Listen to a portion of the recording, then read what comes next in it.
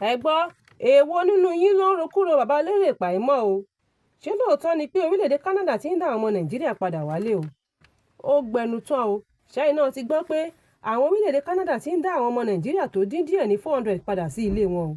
Ohun tá a gbọ́ ni pé 436 366 ọmọ Nàìjíríà ti padà sí ibùdó wọn. Nínú ìwádìí ṣàfihàn pé bí àwọn ọmọ Nàìjíríà ṣe ń gba ọ̀nà àìtọ́ wọlé ló bí ìgbésẹ̀ náà wá o, léyìí tó ní ó pa àwọn orílẹ̀-èdè náà lára. Síwájú sí i, gẹ́gẹ́ bí àkọsílẹ̀ láti ẹ̀ka tó ń rí sí ìṣẹ̀lẹ̀ yìí ní Canada Border Services Agency CBSA ṣe ṣàlàyé, wọ́n ní ó tún kù èèyàn bíi 974 tí orílẹ̀-èdè Canada fẹ́ dá padà sílé wọn. Nínú ìwádìí ṣàfihàn pé kì í ṣe àwọn ọmọ Nàìjíríà nìkan ni wọ́n dá padà wálé o, àmọ́ ṣá Nàìjíríà ló ṣe ipò 9 nínú àwọn tí wọ́n sọ lókò padà sí ibùdó wọn.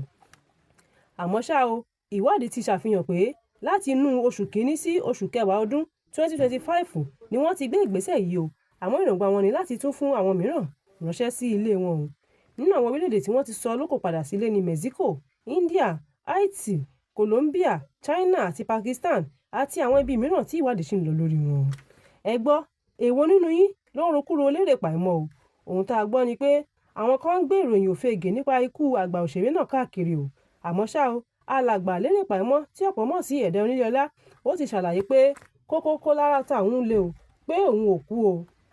Ó tẹ̀síwájú pé lóòótọ́ kò sẹ́ni tí ò ní kú nítorí pé gbogbo wa la dágbádá ikú, gbogbo wa dẹ̀ la jẹ gbèsè ikú o, àmọ́ kò bójúmu kí àwọn kan máa fi ikú lọ́yàn nígbà tí ẹni náà sì wà láyé. Ó ní kí àwọn èèyàn dẹ́kun láti máa gbé ìròyìn ẹlẹ́jẹ̀ káàkiri o.